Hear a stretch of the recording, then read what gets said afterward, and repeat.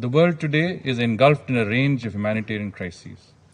Most of these are caused by armed conflicts that severely impact the lives of millions of innocent civilians. The COVID-19 pandemic has further exacerbated this situation. While international humanitarian law, as we see it today, has its genesis in the recent past, civilizations and cultures throughout history have developed rules of warfare for the protection of non-combatants and civilian populations. The humanitarian law principles found their existence in India long before modern humanitarian jurisprudence evolved. India has followed the path of dharma, or righteous conduct, and provided refuge to persecuted people over centuries. The Dharma-based norms for armed conflict in ancient India were founded on the principles of humanity and humanitarian norms and had many rules protecting civilians during conflict. High importance was attached to distinguishing combatants and non-combatants during armed conflict. In a Dharma-yuddha, or righteous war, civilians were not attacked. On the contrary, they had to be protected. In this regard, we condemn the killing of an Indian photojournalist, Danish Siddiqui, while he was on a reporting assignment in Kandahar in Afghanistan yesterday. I extend our sincerest condolences to his bereaved family. Mr. President, the complex nature of humanitarian situations around the world today demands urgent attention of the Council. We believe that the primary responsibility for providing protection and assistance in a humanitarian crisis lies with the concerned country and its national government. However, international humanitarian assistance, when provided, must be given impartially. In accordance with the guiding principles outlined in General Assembly Resolution 46/182 and other relevant resolutions, India remains committed to preserving the principles of humanity, neutrality, impartiality, and independence. In responding to all humanitarian situations, being party to all the 4 Geneva Conventions, India's legal framework is fully aligned with supporting the principles of international humanitarian law and its implementation.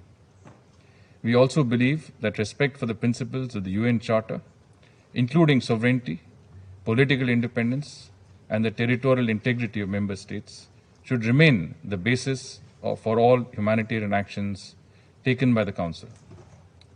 The Council must avoid politicization of humanitarian work and of humanitarian actors involved in conflict. Humanitarian action should not be used as a ploy to undermine the territorial integrity of states.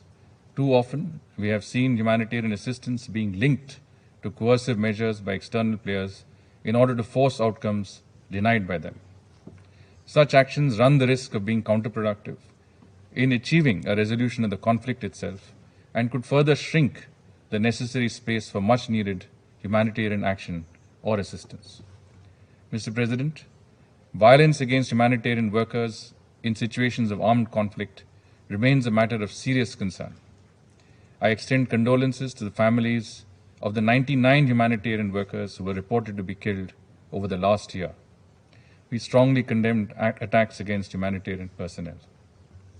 Member states must take all measures to implement Security Council resolutions 2175 and 2286 to ensure the protection of humanitarian personnel and actors.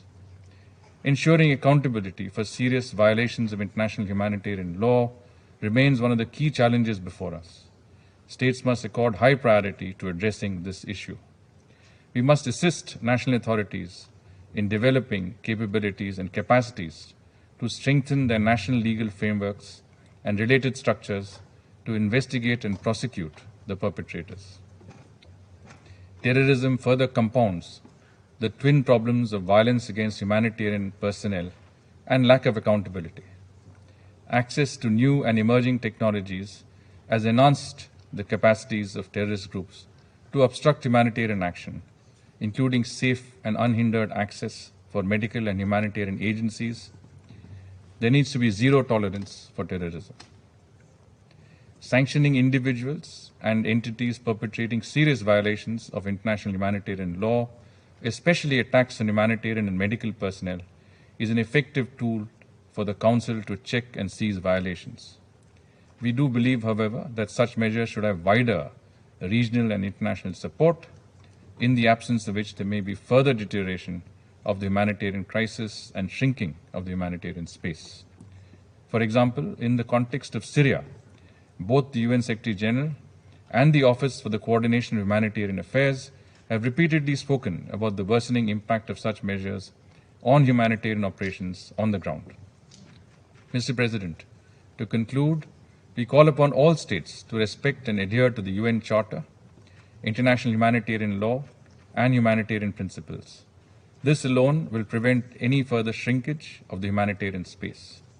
India remains committed to working with the international community to address global humanitarian challenges in an effective and comprehensive manner. Merci, Monsieur le Président.